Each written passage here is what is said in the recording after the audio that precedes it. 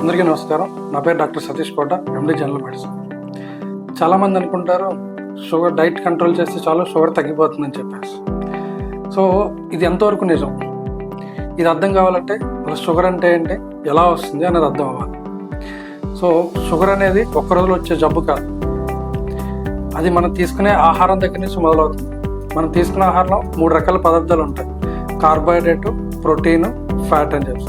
ఈ కార్బోహైడ్రేట్ సంబంధించిన ఫుడ్ ఏదైతే ఉందో మన పొట్టలో అరిగిన తర్వాత షుగర్ కింద మారుతుంది.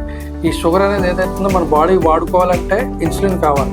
ఇన్సులిన్ ఉంటేనే బాడీ షుగర్ని వాడుకోగలదు. ఇన్సులిన్ లేదు, షుగర్ పెరుగుతుంది, దాన్నే డయాబెటీస్ అంటాం.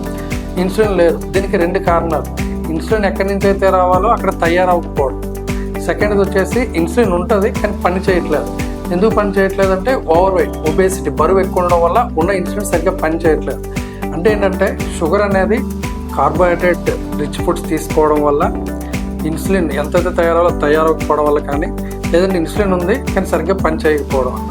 సో మనం ఎప్పుడైతే డైట్ చేస్తామో, ఈ డైట్ చేయడం వల్ల కార్బోహైడ్రేట్ రిచ్ ఫుడ్స్ తగ్గిస్తే బ్లడ్లో షుగర్ లోడ్ తగ్గించవచ్చు, కాకపోతే ఇన్సులిన్ సమస్యను పరిష్కరించలేం. సో షుగర్ పేషెంట్ ప్రతి ఒక్కరు కూడా డైట్ అనేది అవసరం. బట్ డైట్ ఒక్కదాంతోనే షుగర్ని అయితే కంట్రోల్ చేయలేం. సో మీకు ఏదైనా ఫర్దర్గా దీని మీద డౌట్స్ ఉంటే కనుక కింద కామెంట్ చేయండి.